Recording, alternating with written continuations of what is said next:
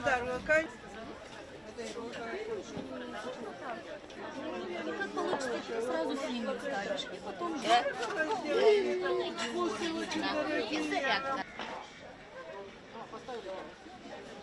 Сегодня на центральной площади муниципия Камрад проходит второй этнокультурный фестиваль под названием «Культурное разнообразие и наследие ценностей ВТО Гагаузии». Это мероприятие организовано в консорциуме общественной организации «Проевропа», болгарская община, польская община, управление культуры и историко-краеведческий музей. Сегодня мы поставили перед собой задачу на одной площади, на одной сцене, в одной хоре и в одной песне объединить все этносы, которые проживают на территории Гагаузии. У нас сегодня народные ремесленники, которые показывают изделия из дерева, наши народные сусаки, чотры, бочонки для вина, показывают, как делать конскую упряжь.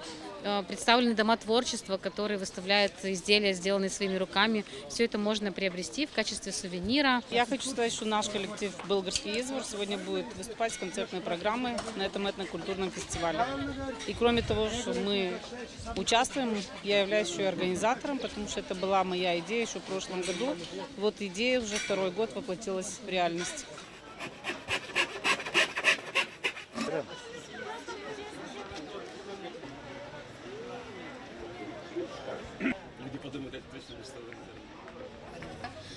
Мы ходим на кружок рисования давно уже.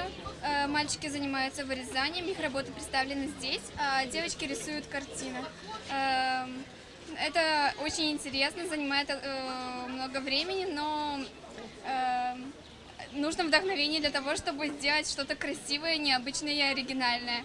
Мы сюда приглашены участвовать, показать детские работы, порадовать гостей, посетителей. И я надеюсь, что это нам удалось. Ja przytrawiaję polską obszczynę, która w Komratie.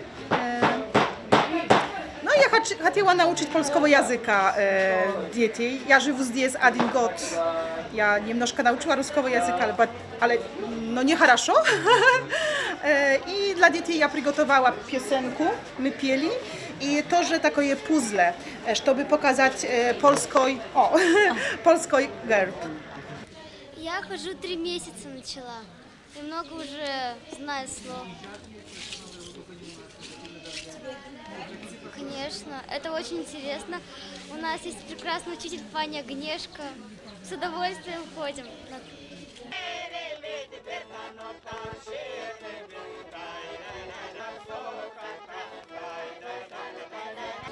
Я думаю, что все-таки мы, как представители культуры, обязаны были принять участие.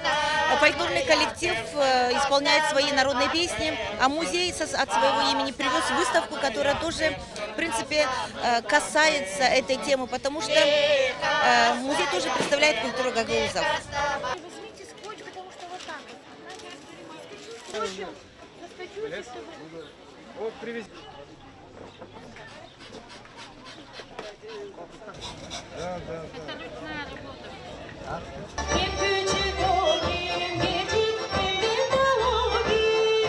Анастасия Терпис, соло на саксофоне Иван Киряков.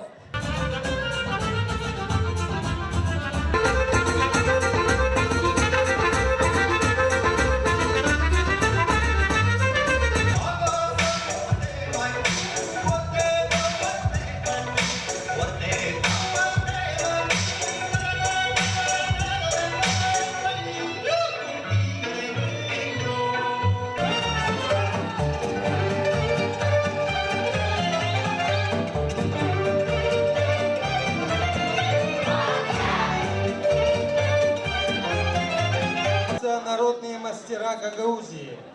Польская община. Финансовая и